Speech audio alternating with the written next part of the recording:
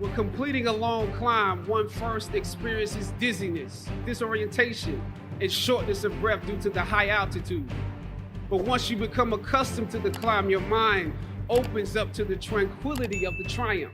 Oftentimes, the mind is flooded with realizations that were for some reason harder to come to when you were at a lower elevation. At this moment, most of you need some realizations because right now you have some big decisions to make. Right now, I urge you, this day when you have reached the hilltop and you are deciding on next jobs, next steps, careers, further education, you would rather find purpose than a job or a career. Purpose crosses disciplines. Purpose is an essential element of you. It is the reason you are on the planet at this particular time in history. Your very existence is wrapped up in the things you are here to fulfill. Whatever you choose for a career path, remember the struggles along the way are only meant to shape you for your purpose. In my first New York audition for a professional play, I landed the lead role. From that play, I got my first agent. From that agent, I got an on-screen audition. It was a soap opera. I scored that role too. I felt like Mike Tyson when he first came on the scene, knocking out opponents in the first round. You very often get the script the night before and you shoot the whole episode in one day with little to no time to prepare. Once I saw the role I was playing, I found myself conflicted. A young man in his formative years with a violent streak pulled into the allure of gang involvement. Never judge the characters you play. That's what we were always taught. That's the first rule of acting. And any role played honestly can be empowering. But I was conflicted because this role seemed to be wrapped up in assumptions about us as Black folk. The writing failed to search for specificity. There was barely a glimpse of positivity or talent in the character, barely a glimpse of hope. I would have to make something out of nothing. I was conflicted. It was just my luck that after filming the first 2 episodes, execs of the show called me into their offices and told me how happy they were with my performance. They wanted me to be around for a long time. They said, if there was anything that I needed, just let them know. That was my opening. I decided to ask them some simple questions about the background of my character, questions that I felt were pertinent to the plot. Question number 1, where's my father? Well, he left when you were younger. Of course. Okay. Question number 2, in this script, it alluded to my mother not being equipped to operate as a good parent. So why exactly would my little brother and I have to go into foster care? Matter of factly, he answered, well, of course, she's on heroin. That could be real, I guess.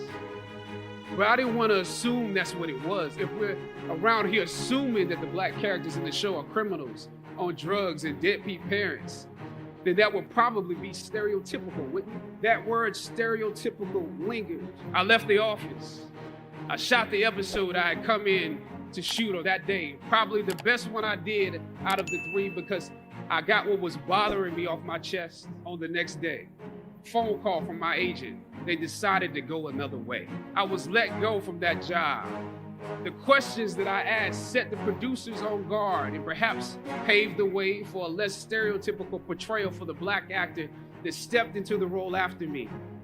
As the scripture says, I planted the seed and Apollos watered it, but God kept it growing. As conflicted as I was before I lost the job, as adamant as I was about the need to speak truth to power, I found myself even more conflicted afterwards. My agents at the time told me it might be a while before I got a job acting on screen again. We're hesitant about sending you out to some people right now because there is a stigma that you're difficult. But when you have those moments, you start to wonder if there was a better way to handle it. And if you could have handled it better, maybe you could help your family. And then before you know it, you're broke.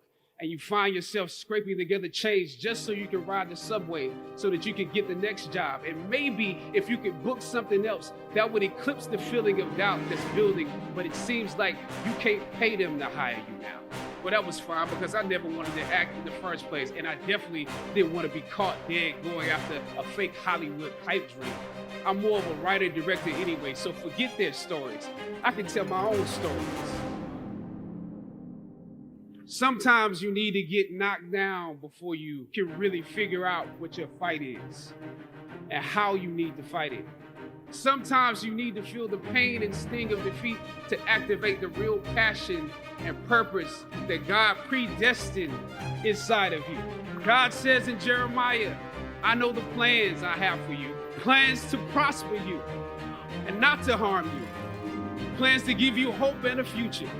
When I dare to challenge the system that would relegate us to victims and stereotypes with no clear historical backgrounds, no hopes or talents, when I questioned that method of portrayal, a different path opened up for me, the path to my destiny. When God has something for you, it doesn't matter who stands against it. God will move someone that's holding you back away from a door and put someone there who will open it for you.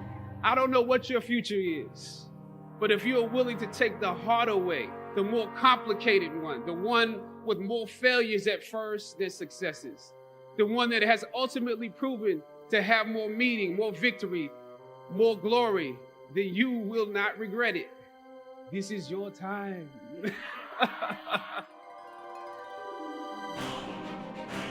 The light of new realization shines on you today. Press on with pride and press on with purpose. Invest in the importance of this moment. So savor the taste of your triumphs. Don't just swallow the moment whole without digesting what is actually happening in your breath, in your eyes, in your consciousness. Look down over what you conquered and appreciate what God has brought you through.